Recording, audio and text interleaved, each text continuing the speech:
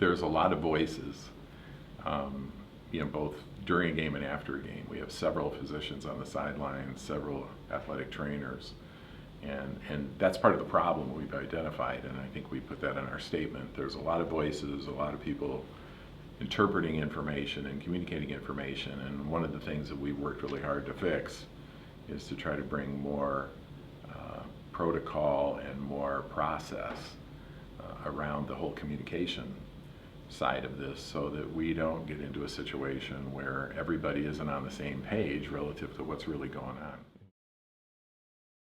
During this week at any time, did you ever consider resigning? No. Did you ever consider firing Coach Hoke? No. That's very hurtful. I mean, anybody who thinks that they want groups to gather with the topic being criticism and sometimes very personal attacks on the work and the job that you're attempting to do, it's hurtful. It's hurtful to me. It's hurtful to my family. I'm not tone deaf. I felt very badly, and my job and my personality is, to the best of my ability, I have to fix that. I have to own that as well. Clearly, there have been situations where we've disappointed people, and disappointments take a lot of different shapes for a lot of different reasons, but if we've got people who are disappointed and people who don't trust, the only thing we can do is work very hard to build back that trust. The good news is we were trying to address a problem.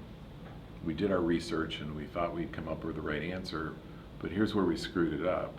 We thought we had the right answer, but we didn't talk to our students. We didn't get the buy-in. And so we swung and we missed. We launched a program that didn't work. Our students didn't like it. It didn't provide them some of the flexibilities they were looking for. And they voted with their feet as we went through that season. It was very obvious that it wasn't addressing the problem. We had just as many empty seats, or close to as many empty seats, as we had before. So you've got a problem, you launch a solution, and it doesn't work.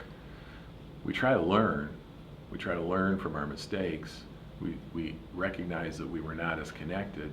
And so the next step coming into this season was, let's work with the Student Government Association, let's work with the Maze Rage people, let's connect with our student leaders and get them to help us modify this program in such a way that will be more favorably received by the students. Yeah.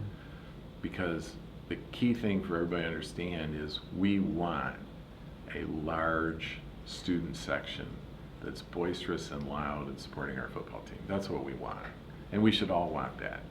And there's all these trends nationally about how student sections are shrinking and students are not showing up. And I don't care about national trends, I just care about Michigan. And we've got the biggest stadium in the country, we've got the biggest living alumni in the country, and we should have the biggest student section of students who show up and care about our football team. So we adjusted our plan and we engaged with the leaders and we modified the program significantly in an attempt to get to a better place.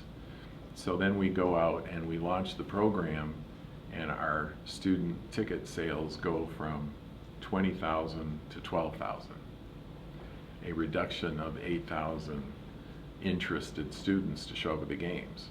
Well, I view that as strike two, because I don't define that as success. That's not where we're trying to go. And keeping in mind that I think one of the unfair criticisms about our efforts to change, people have oftentimes tried to tie it to money. It had nothing to do with money. The students were buying the tickets. They were paying for the tickets. We had collected the revenue. It wasn't about money. It was about the fact that they weren't coming, and how do we make changes. So we've had our two strikes, and now what we need to do is we need to figure out, okay, how do we get this right? Because I don't need or want a third strike.